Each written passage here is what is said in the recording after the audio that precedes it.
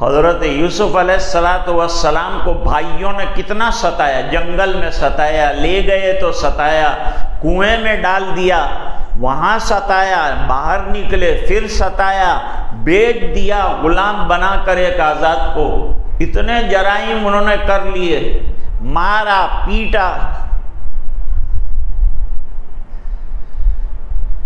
ایک دور ایسا آیا کہ حضرت یوسف علیہ السلام تخت پر براجمان ہیں،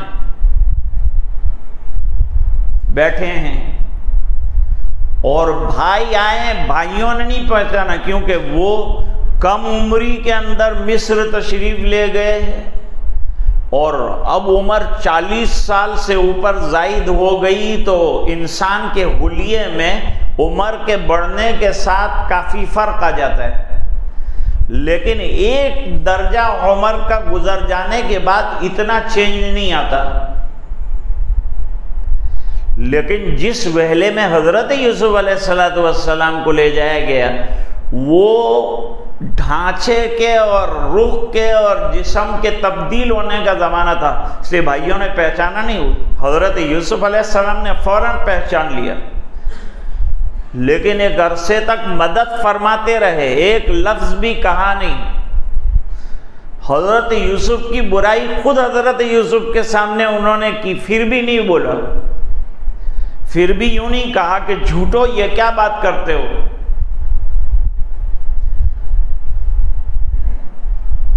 بنیامین کے توشے میں سے پیمانہ نکلا تو بھائیوں نے کہا کہ اگر اس نے چوری کی ہے تو اس کا ایک اور بھائی تھا، اس نے بھی چوری کی تھی۔ قالوا یسرق فقد سرق اخ له من قبل۔ مسکراتے رہے۔ حضرت یوسف علیہ السلام کہہ سکتے تھے کہ جھوٹے ہو تم، جھوٹے، غلط بات بیان کر رہے ہو اور میں بیٹھا ہوں، لیکن اللہ کی طرف سے حکم نہیں ہے، بالکل بتانا نہیں، ابھی سب پردہ داری رکھو، جب انکشاف راز کرنے کا موقع آئے گا جب ہم بتائیں گے، جب بتانا، وہ وقت ہوگا بتانے کا، جب یہ راز کھولنا، اس سے پردہ ہٹانا۔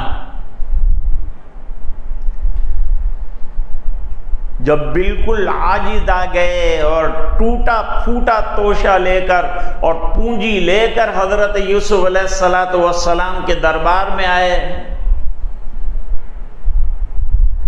تو اب اللہ کی طرف سے اشارہ ہوا کہ ان کو بتاؤ۔ تو حضرت یوسف علیہ السلام نے ان کے سامنے بات کھولی۔ قال هل علمتم ما فعلتم بيوسف واخيه اذ انتم جاهلون۔ تم نے یوسف کے ساتھ اور ان کے بھائی بنیامین کے ساتھ جو کیا، نادانی کے عالم میں حاسدانہ جو کاروائیاں کی، اس کے بارے میں کچھ جانتے ہو؟ قالوا انک لانت یوسف۔ اب انہوں نے غور کرنا شروع کیا تو جو تخت نشین ہیں ان کے اندر یوسف علیہ السلام کا چہرہ اور رخ انور نظر آئے۔ کہا آپ یوسف ہیں؟ اب اللہ نے کہا پردہ ہٹاؤ۔ فرمایا قال انا یوسف وہذا اخی، میں یوسف ہوں اور یہ میرا بھائی جس کو میں نے ایک حکمت سے اپنے پاس روک دیا، یہ بنیامین ہے۔ اب سوچ رہے ہیں ہم نے مٹانے کی محنت کی تھی، بھائی اب بھائی گھبرائے کہ یہ تو ہماری پول کھل گئی، ہم نے جو کچھ ان کے ساتھ کیا وہ تو بالکل سامنے آ گیا۔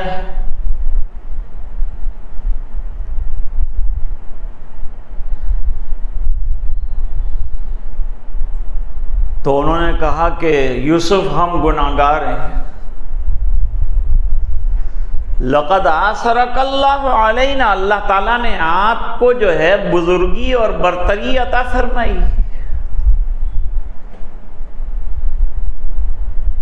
اللہ نے واقعی آپ کے اوپر احسان کیا، ورنہ مٹانے میں اور ختم کرنے میں ہم نے کوئی کمی نہیں. اب گھبرائے کہ اب ہماری پکڑ آئے گی. پکڑ کا وقت بالکل آ گیا ہے، بالکل گناہ ہمارے رنگے ہاتھوں ہم پکڑے گئے ہیں، جس کے ساتھ ہم نے زیادتیاں کی ہیں وہ سامنے موجود ہے اور ایسی پوزیشن میں کہ سزا دے سکتا ہے. جیسے اللہ تعالیٰ اپنی پوزیشن میں اتنے مضبوط اور طاقتور ہیں کہ اس کی احاطہ قدرت سے اور اس کی پکڑ سے کوئی باہر نہیں نکل سکتا ہے. تو جب گھبرائے کہ بھائی کو کیا کریں گے اب، تو چاہتے تو اب یاد دلاتے کہ تم نے یوں کیا تھا، تم نے یوں کیا تھا. ہم لوگ بھی کسی کو کہتے ہیں کہ تنے تو بابر مارے مارے نہ ٹڑا ڈوچا کا علاقہ جو ہے پڑ جاؤں تنے معاف کر. تو جب احساس ہوا حضرت یوسف علیہ السلام کو کہنے کا پورا موقع تھا، تو کیا قرآن کریم نے حضرت یوسف علیہ السلام نبی اولو العزم ہیں، کیا فرمایا؟ قال لا تثریب علیکم اليوم، آج کے دن تمہارے اوپر کوئی گرفت نہیں ہے، کوئی مواخذہ نہیں ہے. مطمئن کر دیا. اور آگے پھر فرمایا یغفر اللہ لکم وہو ارحم الراحمین.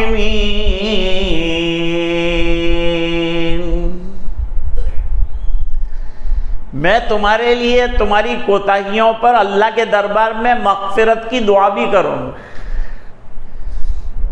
ابا جان کو جب کہا تھا تو ابا جان نے کہا تھا سوف استغفر لکم ربی، میں سوچ کر بعد میں غور کر کے پھر جو ہے مغفرت کی دعا کرتا ہوں. کوئی مقبول رات بڑی آئے، لیلۃ القدر آئے یا پچھلی رات ہوگی جب تمہارے لیے دعا کروں گا. اور نوجوان یوسف نے کہا اسی وقت تم کو معاف کرتا ہوں. تو نوجوانی میں حوصلے بلند رکھو. یہ حوصلہ بلند رکھا حضرت یوسف. ہر نبی کا حوصلہ بلند ہے، وہ اعلیٰ درجے کا حوصلہ رکھتا ہے، تبھی تو وہ نبی بنا ہے. پتھروں پہ پتھر کھائے ہیں سرکار نے، لیکن بددعا طائف والوں کے لیے نہیں کی. کر سکتے تھے، فرشتے بھی آئے تھے دو پہاڑوں کے درمیان کچل کے یہ قوم کو ختم کر دیا جائے طائف والوں کو. فرمایا نہیں، انہی میں سے اللہ تعالیٰ کوئی دائی پیدا کریں گے، اٹھائیں گے. محمد ابن قاسم ہندوستان میں آئے، وہیں سے اٹھ کے آئے.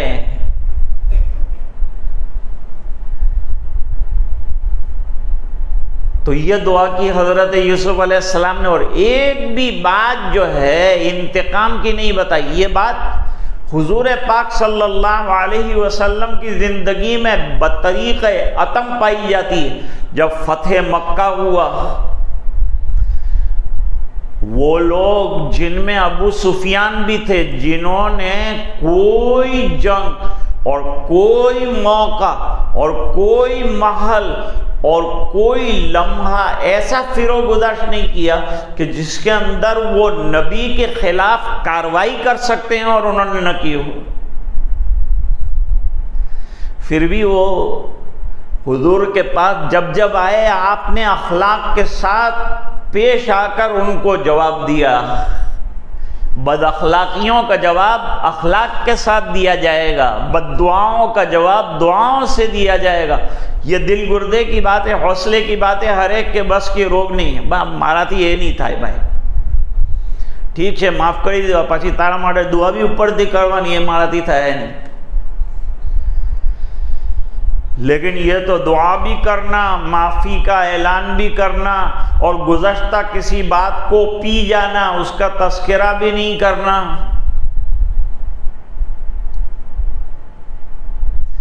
میں انگلینڈ میں تھا ایک مرتبہ، وہاں کی ایک مسجد کے اندر کچھ خلفشار ہوا پہلے دن رمضان میں، تو ایک صاحب کھڑے ہوئے، انہوں نے نام لے لے کر جو ہے ہر ایک کو ڈانٹا، برا کہا، اس کی برائیاں جو ہے مائک کے اوپر کھڑے ہو کر بیان کی، اور 27 دن کے بعد ندامت ان کو ہوئی تو پھر مائک لے کے کھڑے ہوئے۔ یوں نہیں کہتے ہیں کہ بھئی میرے سے غلطی ہوئی تھی، میں نے بہت زیادتی کر دی تھی، یہ کہا تھا وہ کہا تھا، معاف کر دیا جائے، پھر دوبارہ وہ تمام باتیں دہرائی کہ میں نے اس کو ایسا کہا تھا، میں نے اس کو ایسا کہا تھا، یہ ہے بھی ایسا ہی، لیکن بھائی میں آپ کی معافی مانگتا ہوں۔ یہ تو کیا معافی مانگنا ہوں؟ ابو سفیان کو لے کر حضرت عباس حضور صلی اللہ علیہ وسلم کی خدمت میں آئے، راستے میں حضرت عمر رضی اللہ تعالیٰ عنہ نے دیکھا، ارے یہ ظالم کہاں جا رہا ہے؟ کہا حضور کے پاس لے کے جا رہا ہوں۔ کہا ٹھہر جا، اس کو تو ابھی یہاں پہلے ختم کرنا ہے، وہاں جانا نہیں ہے۔ حضرت عمر حضور کے جلاد ہیں، جتنے سزا کے لائق لوگ ہیں ان کو سزا دینے کے لیے حضور نے حضرت عمر کو طے کیا تھا، اس لیے بہت سی مرتبہ کہتے تھے کہ اس کو ٹپکا دوں، حضور جلاد تھے نا، حضور کے جلاد ہیں، لیکن حضور منع فرماتے۔ تو کہا ٹھہر جاؤ عباس، اس کا میں ذرا خبر لے لوں تلوار سے، پھر تم آگے جاؤ۔ حضرت عباس نے کہا ابو سفیان سے کہ چل جلدی، یعنی یہ جو آ گئے تو تیری جان کی خیر نہیں ہے۔ لے گئے حضور کے پاس بٹھایا، آپ صلی اللہ علیہ وسلم نے یک لخت معاف فرما دیا، جاؤ معاف کر دیا۔ ارے حضور میں ایمان لانا چاہتا ہوں، ارے تم ایمان بھی لے آؤ، اللہ پر ایمان لانے میں کون رکاوٹ بننے والا ہوتا ہوں، جاؤ معاف کر دیا تم۔ دلوں کے اندر ایمان کا جم جانا اور بشاشت قلب کا آنا یہ دیر سے ہوتا ہے۔ اس کا واقعہ دوسرا ہے جب حضرت ابو سفیان رضی اللہ تعالیٰ عنہ کے اندر بشاشت قلب اور دل سے چمٹ گیا ایمان، اس کا دوسرا واقعہ ہے۔ ابھی تو سرسری طور پر ایمان قبول کیا، یہ حالات کو دیکھ کر سوچا نہیں تھا کہ جو آدمی تنہا گیا تھا اور مکے سے نکلا تھا اور 2 رکعت پڑھنے سے جسے ترسا دیا گیا تھا، وہ 10,000 کا لشکر لے کر ہم پر اتنا حاوی ہو جائے گا، کوئی ماننے کے لیے یہ حقیقت تیار نہیں تھا۔ نہ وہ عرب کے جو لیڈران تھے وہ یہ ماننے کو تیار تھے، پہاڑوں پہ چڑھ چڑھ کے بڑے تعجب سے لشکر کو دیکھ رہے تھے۔ جب داخل ہو گئے تو اب سب جتنے مخالفین تھے وہ جمع ہوئے، اب ہمارے ساتھ کیا کیا جائے گا؟ حضور نے فرمایا تم ہی بتاؤ کہ تمہارے ساتھ کیا کیا جائے۔ کہا آپ بھائی ہیں اور آپ عرب ہیں اور آپ ہمارے خاندان کے ہیں، تو کیا امید رکھتے ہو تم کہ ہمیں معاف کر دیا جائے؟ حضور پاک صلی اللہ علیہ وسلم نے فرمایا لا تثریب علیکم اليوم، وہاں حضرت یوسف علیہ السلام نے فرمایا لا تثریب علیکم اليوم، یہاں سرکار مدینہ جناب رسول اللہ صلی اللہ علیہ وسلم نے فرمایا لا تثریب علیکم اليوم انتم الطلقاء، تم آزاد ہو، تمہارے اوپر کوئی کارروائی نہیں کی جائے گی، باستثناء چند افراد کے جن کے جرائم ناقابل معافی تھے، ان کے علاوہ تمام کو حضور پاک صلی اللہ علیہ وسلم نے درگزر کیا جو برسر پیکار رہے حضور پاک صلی اللہ علیہ وسلم۔ تو عرض کر رہا تھا کہ آیت میں 3 باتیں بیان کی ہیں۔ خذ العفو، اے نبی عفو درگزر کو شیوا بنائیے، جب تک قتال اور فیصلوں کا حکم نہیں آ جاتا وہاں تک بنائیے، اور نیکیوں کا لوگوں کو اور اچھی باتوں کا لوگوں کو حکم کیجئے، اور کندے ناتراش اور نادان آپ کے ساتھ بحث و مباحثہ کریں، چھوڑ دو، ان کے ساتھ بحث کرنے سے کوئی فائدہ نہیں ہے، آپ اپنے کام میں لگے رکھیے، فضول سوالوں کے جواب دینے میں مت لیجیے، ورنہ آپ کو اصل دعوت کے کام سے اور تبلیغ سے وہ روک دیں گے۔ اس پر ایک بہت اچھا واقعہ حضرت امام بخاری رحمۃ اللہ علیہ نے نقل فرمایا، لیکن وقت سامنے کی گھڑی 25 بتا رہی ہے، ہمیں ختم کرنا ہے۔ وآخر دعوانا الحمدللہ رب